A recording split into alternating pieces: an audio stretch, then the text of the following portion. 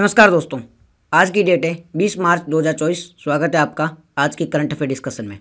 चलिए discussion start करते हैं। आज का हमारा पहला आर्टिकल होगा वो ह्यूमन डेवलपमेंट इंडेक्स के बारे में होगा। दूसरा आर्टिकल आयुष्मान भारत स्कीम के बारे में होगा। तीसरा जो आर्टिकल होगा वो अट्टपक्का बर्ड सेंचुरी के बारे में होगा। चौथा आर्टिकल लिमिट टी एक्सरसाइज के बारे में। पाँचवा जो आर्टिकल होगा वो नाना जगन्नाथ जी के बारे में होगा। ये आर्टिकल काफ़ी इंपॉर्टेंट है, ये भी आर्टिकल काफ़ी इंपॉर्टेंट है और ये भी इंपॉर्टेंट, तीन काफ़ी मस्ट इंपॉर्टेंट आर्टिकल है और ये दोनों ठीक ठीक आर्टिकल। तो चलिए डिस्कशन स्टार्ट करते हैं। चलते हैं हमारे पहले आर्टिकल की ओर। पहला आर्टिकल है ह्यूमन डेवलपमेंट इंडेक्स के बारे में। न्यूज़ में क्यों है? न्यूज़ में इसलिए है कि यूएनडीपी ने अपना ह्यूमन डेवलपमेंट इंडेक्स रिलीज़ किया है जिसमें भारत को 134वीं रैंक में लिए, इसलिए न्यूज़ में। न्यूज़ आपको समझ में आ गई होगी कि यूएनडीपी ने अपना 2022 का ह्यूमन डेवलपमेंट इंडेक्स है वो रिलीज़ कर दिया, इसमें भारत को 134वीं रैंक मिली है। ये थी न्यूज़। अब हम इसके बैकग्राउंड के बारे में देखेंगे। सबसे पहले बैकग्राउंड के बारे में बात करें तो इसको 1990 में मोहम्मद उल हक के द्वारा इसे बनाया गया था, इंट्रोड्यूस किया गया था। ठीक है, इसे इंट्रोड्यूस किया गया था 1990 में मोहम्मद उल हक के द्वारा इसे इंट्रोड्यूस किया गया था। अब ये ह्यूमन के 3 डायमेंशन पे फोकस करती है। ह्यूमन के 3 डायमेंशन पे फोकस करती है। कौन कौन से 3 डायमेंशन पे फोकस करती है? पहला है लॉन्ग एंड हेल्दी लाइफ होनी चाहिए, दूसरा एक्सेस टू एजुकेशन, तीसरा है डिसेंट लिविंग। ये 3 ह्यूमन के डेवलपमेंट का डायमेंशन होता है, उन 3 डायमेंशन पे फोकस करती है। इन 3 डायमेंशन के आधार पर ये स्टैंडर्ड निकालती है और उस आधार पर रैंक करती है।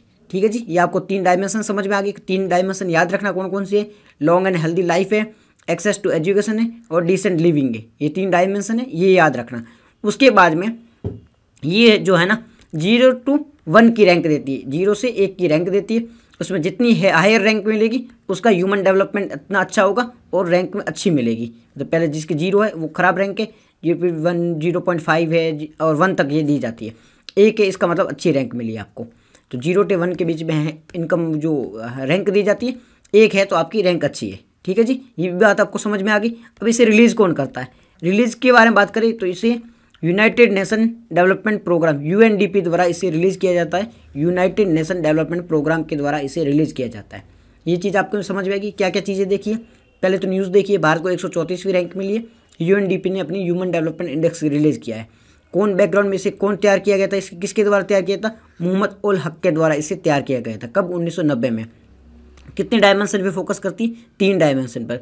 Long and healthy life, access to education, decent living, 3 dimension पे फोकस करती है। 0 to 1 के बीच में रैंक दी जाती है। 1 का मतलब अच्छी, 0 का मतलब खराब। ठीक है जी, ये चीज़ समझ में आ गई। अब इसे रिलीज़ कौन करता है? यूनाइटेड नेशन डेवलपमेंट प्रोग्राम के द्वारा, यूएनडीपी के द्वारा इसे रिलीज़ किया जाता है। ठीक है जी, Hindi medium same to same है, बस हमने कुछ ज़्यादा टर्म यूज़ की नहीं, तो आप इस चीज़ को देख के समझ सकते हो। ठीक है जी, अब हम देखते हैं इसकी डायमेंशन। 3 डायमेंशन है, उस आधार पर 3 इंडिकेटर है। पहले डायमेंशन की बात करी हमने, लॉन्ग एंड हेल्दी लाइफ। कैसे पता चलेगा लॉन्ग एंड हेल्दी लाइफ का? तो कुछ इंडिकेटर होगा, जैसे कि लाइफ एक्सपेक्टेंसी एट बर्थ, एक जन्म के आधार पर कितनी लाइफ की उम्मीद है, उस आधार पर इंडिकेटर निकाला जाता है कि लॉन्ग एंड हेल्दी लाइफ कैसी होगी। ठीक है जी, पहले ये डायमेंशन है, इसका ये इंडिकेटर, इस आधार पर ह्यूमन डेवलपमेंट इंडेक्स बनता है। तो पहला लॉन्ग एंड हेल्दी लाइफ है, उसका इंडिकेटर ये हो गया। फिर नॉलेज, नॉलेज का कैसे पता चलेगा? एक्सपेक्टेड ईयर ऑफ स्कूलिंग क्या है, मीन ईयर ऑफ स्कूलिंग क्या है, इस आधार पर आपको पता चले जाएगा नॉलेज। नॉलेज का पता चल गया। अब डिसेंट स्टैंडर्ड ऑफ लिविंग, मतलब आपका जो लिविंग स्टैंडर्ड है वो कैसा है, इसका पता कैसे चलेगा? पर कैपिटा इनकम से। तो पहले तो 3 डायमेंशन है, फिर उसके अलग अलग इंडिकेटर हैं, इस आधार पर ह्यूमन डेवलपमेंट इंडेक्स निकलता है। 3 डायमेंशन हमने देख लिया, long and healthy life, knowledge और लिविंग। ये कैसे पता चलेगा? पहले लिविंग का कैसे पता चलेगा? बर्थ कैसा है, मतलब लाइफ एक्सपेक्टेंसी ऑफ बर्थ कैसा है। नॉलेज, स्कूलिंग ईयर क्या है, मीन ईयर स्कूलिंग क्या है। फिर डिसेंट स्टैंडर्ड क्या है, मतलब लिविंग कैसे पता चलेगा? पर कैपिटा इनकम से। तो इन तीनों से निकलता है ह्यूमन डेवलपमेंट इंडेक्स। ठीक है जी, ये आपको चीज़ समझ में आ गई। अब इसकी थीम क्या थी इस बार की? ये इस बार का नहीं, ये 2022 का है। ठीक है, 2022 का भी रिलीज किया। तो थीम थी इसकी breaking the grid lock, remaining cooperation and in a polarised world. Hindi medium एक बार देख लो, breaking the grid lock, remaining cooperation in the polarised world. ये इसकी इस बार की थीम थी। थीम आप याद रखना, यूपीएससी थीम पर क्वेश्चन पूछ सकता है और ये तो काफ़ी इंपॉर्टेंट रिपोर्ट है, इस पर और भी क्वेश्चन बन सकते हैं। अब ह्यूमन डेवलपमेंट इंडेक्स के बारे में बात करें तो इसमें भारत ने क्या सुधार किया है? भारत के बारे में बात करें तो सबसे पहले भारत को इस बार मिली है 134वीं रैंक मिली है, जो कि पिछली बार थी 2021 की थी ना, उसमें भारत को 135वीं रैंक थी, तो एक रैंक भारत ने सुधार किया है।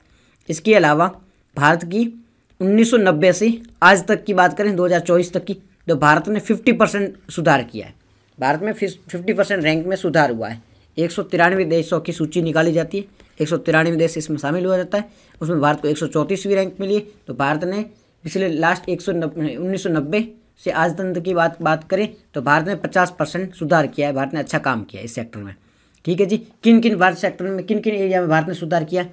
तो पहला किया है, इम्प्रूवमेंट किया है लाइफ एक्सपेक्टेंसी इन बर्थ, जो जन्म रेट की जो एक्सपेक्टेंसी होती है, ठीक है, उसमें भारत ने सुधार किया। इसके अलावा इसमें सुधार किया एजुकेशन में। ठीक है, पहला तो इसमें सुधार किया एक्सपेक्टेंसी एट बर्थ में, फिर एजुकेशन में भारत ने सुधार किया है।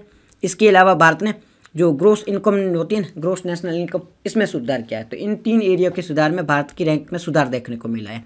अब टॉप परफॉर्मर कौन है?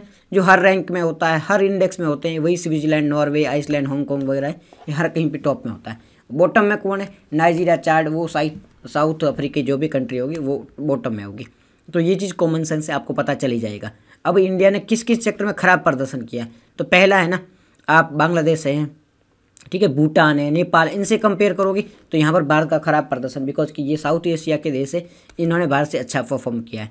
इसके अलावा वुमेन का जो लेबर फोर्स में एम्पावरमेंट है ना, जो पार्टनरशिप है, वो भारत की कम है। मतलब लेबर फोर्स में वुमेन की जो पार्टिसिपेशन वो कम है, तो इसमें भारत ने खराब प्रदर्शन किया। एक तो वुमेन का पार्टिसिपेशन कम है, एक साउथ एशिया के देश है उसमें भारत ने खराब परफॉर्म किया। ये 2 कमियां भी देखने को मिली है। तो ये हमारा पूरा आर्टिकल हो गया ह्यूमन डेवलपमेंट इंडेक्स से संबंधित। हमने अच्छे से देखा है कि क्या क्या चीज़ें देखी। पहले तो हमने इसके न्यूज़ देखी थी, न्यूज़ में क्यों था, न्यूज़ में अभी इसे UNDP द्वारा रिलीज़ किया गया है, भारत को 134वीं रैंक मिली, इसलिए न्यूज़ में है। ठीक है जी, इसके बाद में इसका बैकग्राउंड देखा, इसे किसने रिलीज़ किया था, तैयार किया गया था मोहम्मद उल हुक के द्वारा तैयार किया गया था 1990 में। और क्या 3 चीज़ों पर फोकस करता है, लंबा जीवन होना चाहिए, शिक्षा कैसी होती थी, जीवन का स्तर कैसा है, इन तीनों पर फोकस किया जाता है। फिर 0 से 1 के बीच में रैंक की दी जाती है, रिलीज मान इसके द्वारा रिलीज़ किया जाता है, UNDP के द्वारा, संयुक्त राष्ट्र विकास कार्यक्रम के द्वारा इसे रिलीज़ किया जाता है। ये 3 हमने देखा था। थीम कैसे निकलती है, इंडिकेटर और डायमेंशन के आधार पर इसे तैयार किया जाता है। थीम क्या थी? थीम हमने देखी थी, breaking the gridlock, reimagining cooperation and polarise world, ये इसकी थीम थी। ठीक है जी, ये हमने देख लिया था। भारत ने क्या क्या सुधार किया है? भारत ने 193 देशों में से 134वीं रैंक मिली, काफ़ी सुधार किया। पिछली बार 135 था, ये भी सुधार किया। 50% पिछले जो 90 से आज दिन तक उसमें सुधार देखने को मिला है। और किस किस सेक्टर में सुधार किया ये भी देखा था, शिक्षा है, जीवन प्रत्याशा है, ग्रोस इनकम, इनमें सुधार किया है। और टॉप किसने किया? ये डेनमार्क वगैरह जो देश है, नॉर्वे वगैरह, स्विट्जरलैंड, इन्होंने टॉप किया है। ये बॉटम के देश है। और भारत ने कमियां कहाँ देखने को मिली? साउथ एशिया के देशों में कमियां हमें देखने को मिली है। महिलाओं की रोजगार में भागीदारी, उसमें कमी देखने को मिली है। तो ये हमारा पूरा आर्टिकल हो गया ह्यूमन डेवलपमेंट इंडेक्स के बारे में। चलते हैं नेक्स्ट आर्टिकल के। नेक्स्ट जो आर्टिकल है वो आयुष्मान भारत की इम्प्लीमेंटेशन से संबंधित एक कमेटी का फॉर्म किया गया, इससे संबंधित है। न्यूज़ में क्यों है? Health and family welfare ministry है, उन्होंने एक एक्सपर्ट कमेटी का अनाउंसमेंट किया गया है कि एक एक्सपर्ट कमेटी बिठाई जाएगी। क्यों बिठाई जाएगी? इम्प्लीमेंटेशन देखी जाएगी कि आयुष्मान भारत प्रधानमंत्री जन आरोग्य योजना है ना, उसका इम्प्लीमेंटेशन सही से हुआ है नहीं हुआ है, इसके लिए एक कमेटी बिठाई जाएगी। न्यूज़ आपको समझ में आ गई। क्या न्यूज़ है?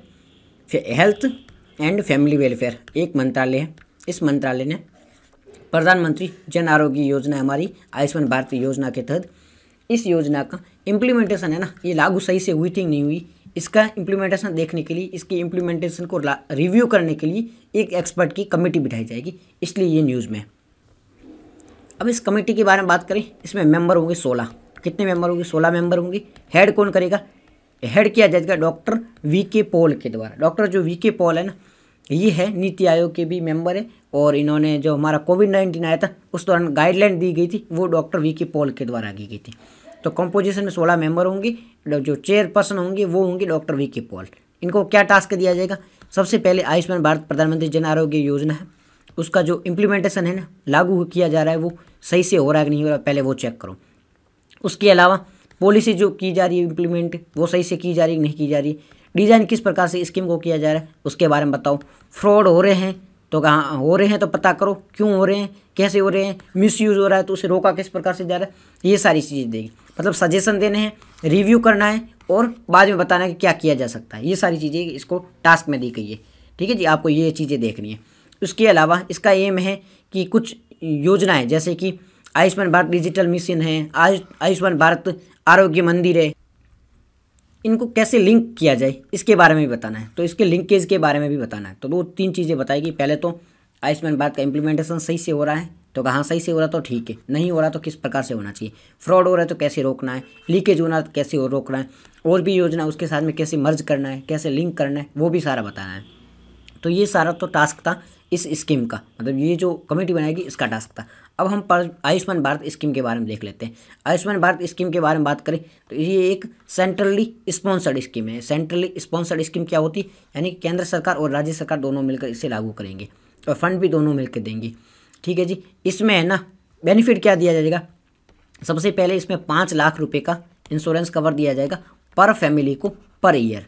हर साल हर फैमिली को 5 लाख रुपए का कवर दिया जाएगा। फैमिली की साइज नहीं देखी जाएगी, एज नहीं देखी जाएगी, एज कितनी है, साइज नहीं कितनी है, वो नहीं देखी जाएगी। साथ ही साथ में इसमें है ना जितने भी सेकेंडरी और टर्सरी से संबंधित वो है वो सारे बेनिफिट देखे जाएंगे, मतलब सेकेंडरी लेवल के और टर्सरी लेवल के जितने भी बेनिफिट है उनको कवर किया जाएगा। बट एक चीज़ ध्यान रखना, इसमें पहले की कोई आपकी कोई बीमारी के पैसे लग गए थे, ठीक है, प्री एंड पोस्ट हॉस्पिटलाइजेशन है वो खर्चा नहीं दिखा जाएगा। मतलब पहले बीमारी से पहले आपने कोई खर्च कर दी, वो सारी चीज़ें इसमें कवर नहीं होगी। अभी जो किया जा रहा है वो कवर होगी। आपकी जो ट्रांसपोर्टेशन फीस है वो भी कवर हो जाएगी। इसके अलावा इस देश के किसी भी हॉस्पिटल, कोई भी जो पब्लिक हॉस्पिटल उसमें, और प्राइवेट जो भी इम्पेनल हॉस्पिटल है वो कवर किया जाएगा। इसमें केसलेस होगी, मतलब आप जाके इलाज करवा लो और बाद में है ना हॉस्पिटल को पैसे मिल जाएंगे। तो ये केसलेस जो स्कीम है वो होगी, पूरे देश में लागू हो। ठीक है जी, ये तो हमने देख लिया इस स्कीम के बारे में। क्या क्या देखना है, पहले तो हेल्थ मिनिस्ट्री है, उन्होंने स्कीम की रिव्यू करने के लिए एक कमेटी बनाने का गठन किया। कमेटी में 16 मेंबर होंगे। डी.के. पॉल जी, वी.के. पॉल जी है वो इसके अध्यक्ष होंगे। और पहले तो इनका काम क्या है, जो भी लाभार्थी उनकी पहचान करना, किस प्रकार से योजना लागू की जा रही वो देखना है, दुरुपयोग किस प्रकार से रोकना वो देखना है, और दूसरी जो योजना है उनको किस प्रकार से इंटरलिंक किया जाता है वो देखना है। आयुष्मान भारत स्कीम के बारे में बात करें तो ये केंद्र प्रायोजित योजना है। ठीक है जी। लाभ क्या दिया जाएगा, इसमें 5 लाख रुपए दिए जाएंगे पर फैमिली को दिए जाएंगे। ठीक है जी। इसके अलावा इसमें अधिकांश सेकेंडरी और टर्सरी लेवल के जो हॉस्पिटल होते हैं उनमें शामिल किया जाएगा। और आपके पहले के कोई खर्चे उनको शामिल नहीं किया जाएगा। परिवार की उम्र है वो नहीं दी। ये टर्म्स याद रखना, डायरेक्ट जो लाइन पूछ ली सकती है यूपीएससी में, प्रीलिम में डायरेक्ट लाइन आ सकती है, तो ये टर्म भी आप याद रखना। पहले की कोई पॉलिसी है वो डे 1 से कवर हो जाएगी। और अस्पताल में आप ट्रांसपोर्टेशन वगैरह जाते हैं वो भी है, कैशलेस लाभ भी मिलेगा, और किसी भी देश के हॉस्पिटल में कर सकते हो जहाँ पर ये स्कीम लागू हो। ये हमारा पूरा आर्टिकल था इस स्कीम से संबंधित। चलते हैं नेक्स्ट आर्टिकल के बारे में। नेक्स्ट हमारा आर्टिकल है अट्टपक्का बर्ड सेंचुरी के बारे में। न्यूज़ में क्यों है, अभी यहाँ पर कुछ गए हैं लोग, इसलिए न्यूज़ हमारे लिए खास इंपॉर्टेंट है नहीं। कोलेरू लेक में है, इतना याद रखना। अब इसकी लोकेशन देख ले। लोकेशन कहाँ है, कृष्णा और गोदावरी रिवर एंड उसके बेसिन में, यानी कि उसके डेल्टा पर स्थित है। यहाँ पर कोलेरू लेक है, कोलेरू लेक में ये स्थित है। यहाँ पर फॉरेस्ट है ना, काइलूर फॉरेस्ट रेंज है, वहाँ पर ये लोकेटेड है। इसे स्थापित किया गया था 1999 में। इसे आंध्र प्रदेश गवर्नमेंट के द्वारा इसे डिक्लेयर किया गया था, इस बर्ड सेंचुरी के रूप में इसे डिक्लेयर किया गया था। ठीक है जी। और ये जो बर्ड होते हैं उनके पैराडाइज यानी स्वर्ग है, जो पक्षी होते हैं उनका स्वर्ग के रूप में भी है, काफ़ी अच्छी हैबिटेट है उनका। और इसमें कुछ थ्रेट भी है, तो इसका हैबिटेट लॉस हो रहा है, एनवायरनमेंट जो प्रदूषण हो रहा है उसका भी चैलेंज है, क्लाइमेट चेंज हो रहा है वो भी इसमें थ्रेट देखने को मिलता है। कुछ यहाँ पर इम्पोर्टेंट फ्लोरा भी है, कुछ फोना भी इम्पोर्टेंट है, जैसे ये देखने को मिलते हैं। ये इंपॉर्टेंट एविसिन या मरीन, जिसे सफ़ेद मैंग्रोव कहा जाता है, राइजोफेरा है, ये कुछ इंपॉर्टेंट फोना है। कुछ फ्लोरा भी, सारस बिल्ड पेलिकन है, ओपन बिल्ड सारस है, पेंटेड स्टोर्क है, एशियाई, ये सारे यहाँ पर इंपॉर्टेंट फोना एंड फ्लोरा देखने को मिलते हैं। इसका सिग्निफिकेंस बहुत ज़्यादा, सिग्निफिकेंस क्या है, ये ओपन बिल्ड है, इसका हैबिटेट भी है, बर्ड सेंचुरी के लिए काफ़ी इंपॉर्टेंट है, कंजर्वेशन है, बायोडाइवर्सिटी के लिए भी इंपॉर्टेंट हो जाता है।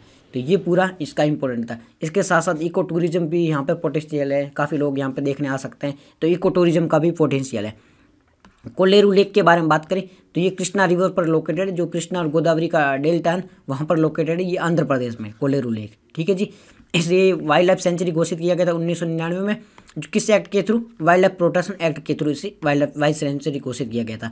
इसके अलावा ये रामसर साइट भी है, और ये है ना इम्पोर्टेंट नेचुरल प्रोटेक्शन के लिए भी है, क्योंकि ये काफ़ी सिग्निफिकेंस है, इसलिए इम्पोर्टेंट नेचुरल साइट भी इसे घोषित किया गया है।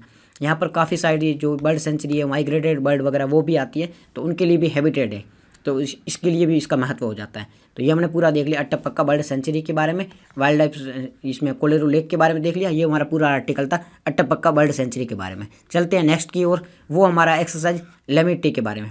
एक्सरसाइज लेमेटी के बारे में बात करें तो ये एक्सरसाइज है, क्या चीज़ देख रहे हैं पहले तो किस किस के बीच में। तो एक्सरसाइज लेमेटी है वो भारत और सेशल के बीच में है, ठीक है, इंडिया सेशल के बीच में। दो चीज़ें ध्यान रखनी, एक तो इंडिया सेशल के बीच में और ये इसका 10वां एडिशन है।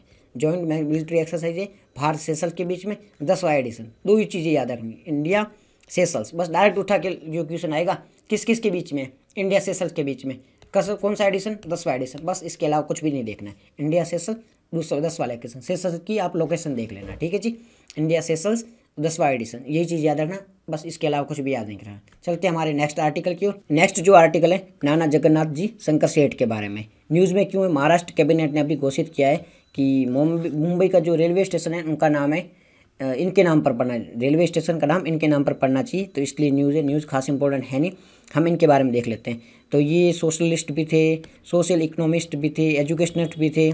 बॉम्बे का जो आर्किटेक्चर है वो उनके द्वारा तैयार किया गया था। ये काफ़ी दानवीर भी थे, इन्होंने काफ़ी पैसे भी देखे थे, ये देखो काफ़ी दानवीर भी थे, रिफॉर्मर भी थे।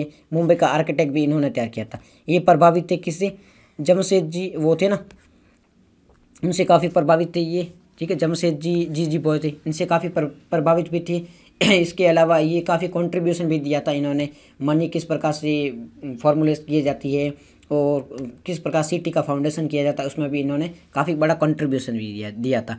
और इनको है ना बॉम्बे लेजिस्लेटिव असेंबली है उसमें नॉमिनेट भी किया गया था, इसलिए। इसके अलावा भी जो पहली भारत में जो पहली ट्रेन चली थी मुंबई से ठाणे के बीच में, तो उन्होंने जो उसमें कमेटी के हेड भी थे, उस कमेटी में मेंबर भी शामिल थे।